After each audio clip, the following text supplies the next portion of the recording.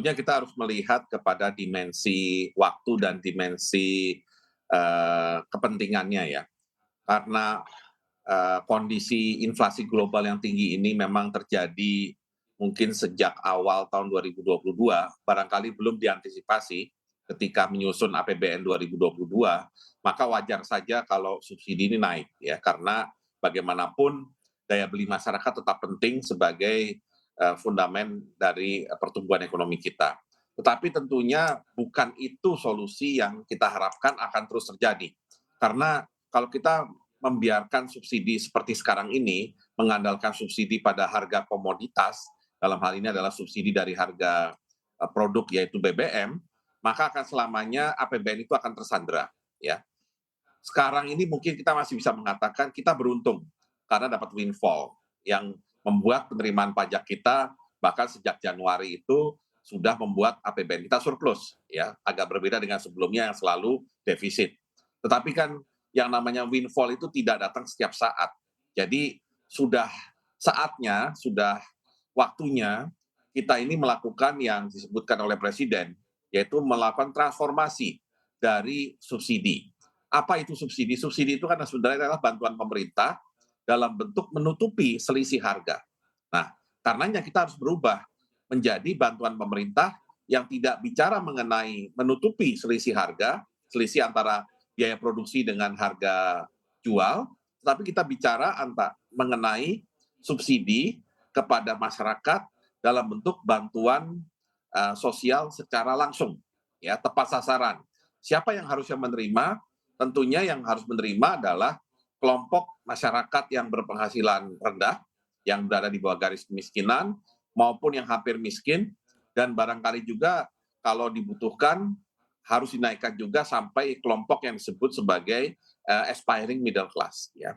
Jadi memang di sini harus ada kesungguhan ya dari pemerintah, ya pemerintah manapun sebenarnya, terutama ke depan, bahwa tidak sehat lagi kalau kita terus-terusan mengandalkan APBN untuk bisa membuat harga beberapa komoditas pokok itu terjangkau. Ya, dalam hal ini BBM, listrik maupun LPG. Untuk LPG misalkan ya kalau ada gerakan untuk berubah menjadi kompor listrik misalkan, ya itu harus dilakukan secara masif supaya orang tidak lagi bergantung kepada kompor yang mengandalkan kepada LPG misalkan, ya. Dan juga selain itu yang namanya bantuan tepat sasaran itu benar-benar harus diperbaiki kualitas data penerimanya, karena itu yang selalu dijadikan alasan bahwa bantuan tepat sasaran itu akhirnya sering salah sasaran karena data penerima itu database-nya itu dianggap kurang akurat atau kurang lengkap lah ya.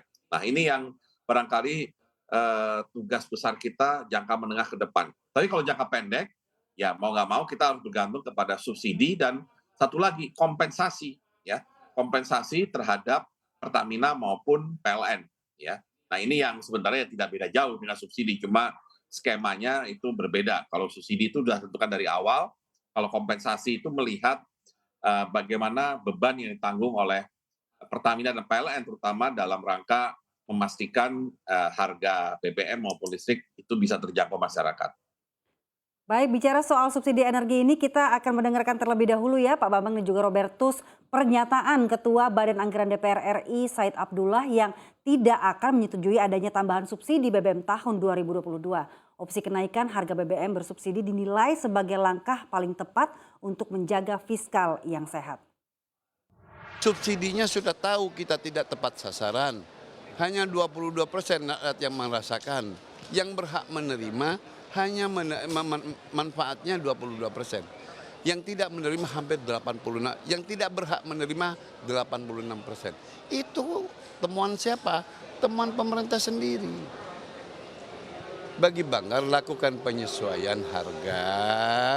Dari hasil penyesuaian itu hitung betul-betul, kalkulasi betul-betul, kemudian ditambahkan ke perlinsos, bahasa sederhananya gitu. Ya Pak Bambang, bagaimana nih tanggapan Anda? Ini kan kenaikan harga Pertalite ini kian kencang begitu ya. Tapi kalau subsidi ini dicabut, risiko inflasi ini tinggi juga akan terjadi, daya beli masyarakat juga akan turun, padahal Indonesia ini masih sangat bergantung pada konsumsi rumah tangga. Apa yang kira-kira harus dipersiapkan? Apa bumper pemerintah yang harus dipersiapkan terkait hal ini, Pak Bambang?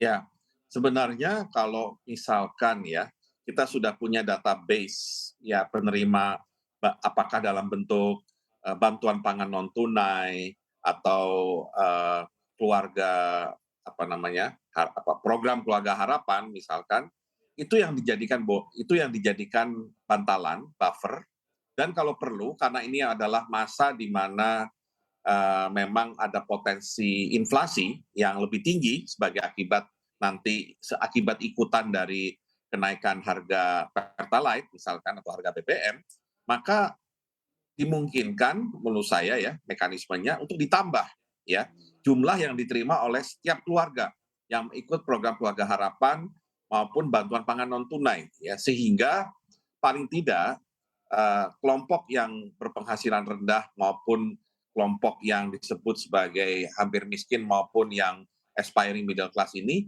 masih bisa menjaga daya beli dengan tambahan bantuan tepat sasaran tadi, sehingga meskipun ada inflasi yang terjadi, mereka tetap bisa mempertahankan daya beli karena mereka sudah mendapatkan tambahan bantuan tersebut. Ya, dan menurut saya ini sangat penting agar dampak dari kenaikan Pertalite misalkan berapapun nanti itu tidak hanya menjadi permasalahan, artinya hanya membuat inflasi tinggi, membuat daya beli berkurang, dan bisa mengganggu pertumbuhan. Pertumbuhan pasti akan terpengaruh, itu udah pasti. Tapi kita juga ingin menjaga yang paling penting daya beli masyarakatnya yang tidak terganggu terlalu parah. Karena memang betul sekali saya katakan oleh Pak Said Abdullah bahwa kalau kita pakai subsidi gaya sekarang yang hanya mengandalkan selisih antara biaya produksi dengan harga jual yang terjadi adalah salah sasaran ya. Salah sasarannya bisa dua karena karena orang bisa beli Pertalite dengan mudah ya, termasuk yang mampu. Dan kedua, kalau selisih harga antara Pertalite yang disubsidi dengan Pertamax misalkan yang tidak subsidi semakin besar, orang yang biasanya pakai Pertamax pun akan beralih ke Pertalite ya. Apalagi Pertalite kan oktannya lumayan ya, masih sekitar 90.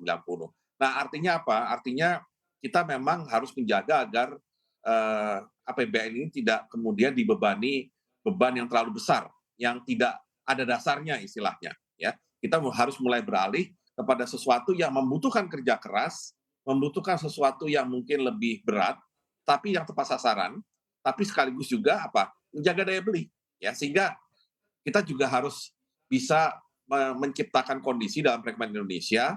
Inflasi mungkin tinggi sekarang, tapi yang penting daya beli masyarakat terjaga karena pemerintah mengalihkan atau menambah bantuan sosial kepada kelompok masyarakat yang memang selama ini menjadi penerima bantuan sosial tepat sasaran.